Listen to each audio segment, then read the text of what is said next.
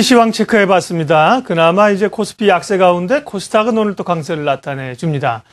양 대표님, 네. 어제 우리가 그 버냉키 의장의 그 청문회 발언 얘기하면서 예. 만만하게만 볼 건 아니다. 약간 또 부정적인 얘기가 나올 수 있을 수도 있다고 어제 우리가 좀 우려를 했잖아요. 맞습니다. 예. 근데 양적 완화 축소 가능성이 이제 언급이 되면서 시장이 영향을 받았는데 미국이 이걸 통해서 이제 고점으로 가느냐, 조정을 더 받느냐, 그러면 우리 시장에 분명히 영향이 있을 텐데 어떻게 보세요? 저는 이 부분 이전에 좀 큰 시각을 일단 좀 봐야 될 것 같습니다. 네. 단순히 출구 전략을 한다 안 한다 그래갖고 지수가 오르냐 내리느냐라는 거에 지금 포커스가 많이 맞춰져 있는데 사실 제가 이 필드에 있으면서 전화를 많이 받는 우리 시청자 여러분들한테 전화를 많이 받아서 질문을 받는 것 중에 가장 큰 게 출구 전략이 뭔가요입니다. 네. 이게 어떤 영향이라는 것보다 출구 전략이 뭔지에 대한 잘 모르시고 공부를 뭐 이렇게 많이 하신 분들도 있지만은 주식을 하신 지 얼마 안 되신 우리 초보 투자자분들이 거의 대부분이시기 때문에 또 용어 자체가 어렵기 때문에 이 부분에 대해서 제가 정리를 한번 하고 넘어가야 될 것 같아가지고요. 네, 이 부분을 좀 설명을 해도 괜찮을까요? 네, 하시죠. 예, 중요한 얘기니까. 예. 출구 전략이라는 거는 양적 완화라는 부분의 반대 말입니다. 이 양적 완화라는 거는 경기가 하도 안 좋다 보니까는 돈을 풀어갖고 경기를 살리겠다라는 거죠. 이 출구 전략이라는 건 뭐냐면 이 돈을 풀어서 투입해서 시장을 살리려고 했는데 그 돈에 대한 부분은 어느 시점에 다시 빼가지고 빼낼 것이냐 라는 게 바로 이 출구 전략을 얘기를 하는 겁니다. 왜 이 출구 전략에 대한 논의가 나오냐면 실제로 돈을 많이 풀어가지고 그 시점 자체를 잘못 맞추게 되면은 인플레이션, 그러니까 물가 상승률이 어마어마하게 치달을 수가 있습니다. 예를 들어서 독일의 케이스를 들을 수가 있는데요. 독일은 굉장한 트라우마를 갖고 있습니다. 세계제 1차 대전 이후에, 패전 이후에 경기를 살리겠다고 돈을 집중적으로 풀었다가 출구 전략 자체를 놓쳐버린 케이스죠. 그래서 그때 인플레이션 자체를 컨트롤할 수 없는 지경까지 가버렸습니다. 그거를 이제 슈퍼 인플레이션 또는 하이퍼 인플레이션이라고 부르는데요. 물가 상승이 굉장히 빠르고 급속하게 갔다는 얘기죠. 어느 정도까지 갔냐면 일당 임금을 받는 노동자들이 오전에 받는 돈의 가치와 저녁 때 받는 돈의 가치가 다를 정도여가지고 다들 그 돈을 저녁 때 받기를 원했다. 왜? 가치가 또 하루 만에 떨어질 수가 있으니까. 이럴 정도의 흐름을 갖고 있습니다. 굉장히 큰 고생을 했던 게 그 독일이고요. 결과적으로 지금 그 유로존 위기 속에서도 유로 연합을 EU를 살리기 위해서 뭐였습니까? 돈에 대한 양적 완화를 유동성을 풀자라는 거에 유일하게 반대를 하고 말을 안 들었었던 게 반대를 했던 게 메르켈 총리였죠. 독일이었죠. 왜? 1차 대전 이후에 하이퍼 인플레이션에 대해서 굉장히 많은 쇼크를 받았기 때문에 돈을 푸는 자체, 인플레이션 자체에 대한 공포가 굉장히 심한 상황입니다.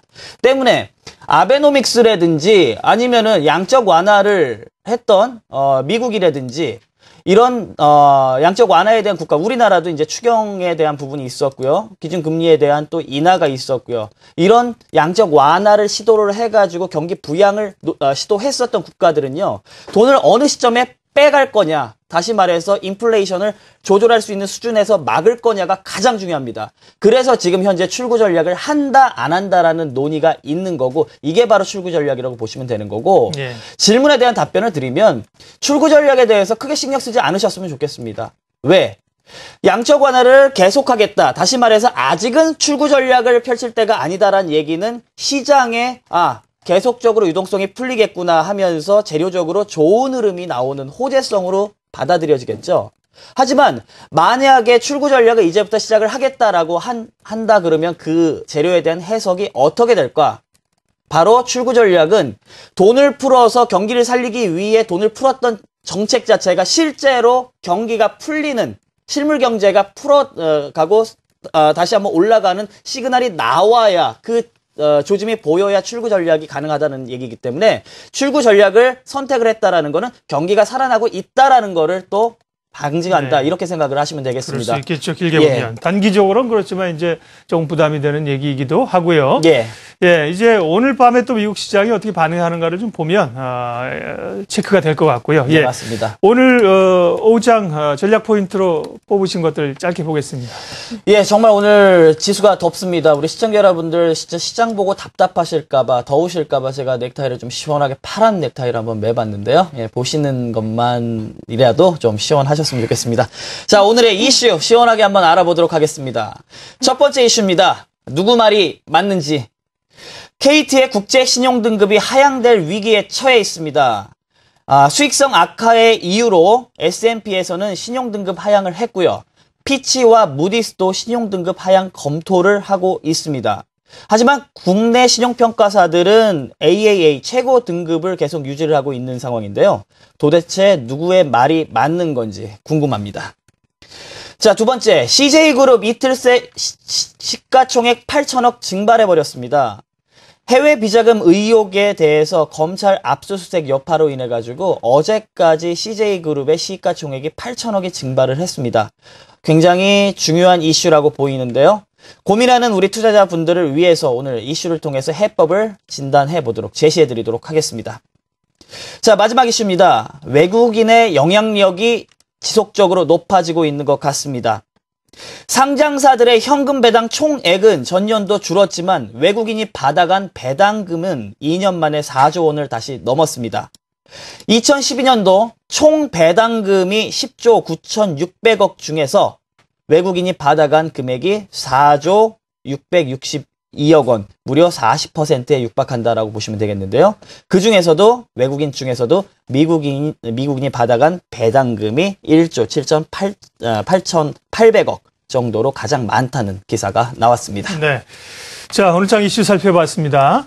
자, 앞서 이 미국의 양적 완화 축소 영향으로 아시아 증시가 전반적으로 좀 약세를 받고 있는 가운데 일본만 오르고 있다. 김효진 캐스터가 그런 얘기를 했는데 일본이 하락세로 돌아섰어요. 11시 한 40분, 50분 넘어가면서 하락세로 돌아서서 지금은 하락폭이 꽤 크죠. 네, 그렇습니다. 제가 아까 오늘의 네. 멘트에 부러우면 지는 거다라고 말씀드렸는데 역시 안 부러워했더니 안 좋습니다. 네. 근데 이게 일본이 글쎄요. 조금 차익이 나오는 건지 지금 실시간으로 보니까 일본의 니케이 225가 2.38%나 하락했어요. 오늘 오전에 오름세였었거든요. 일본이 갑자기 2% 이상 밀려간다. 글쎄요. 어느 뭐 파생 쪽에서 문제가 있는 건가요? 이따가 또 중요한 얘기일 수 있으니까 양 대표님도 조금 체크를 해주시고 뭔가 잡히는 게 있는지. 예.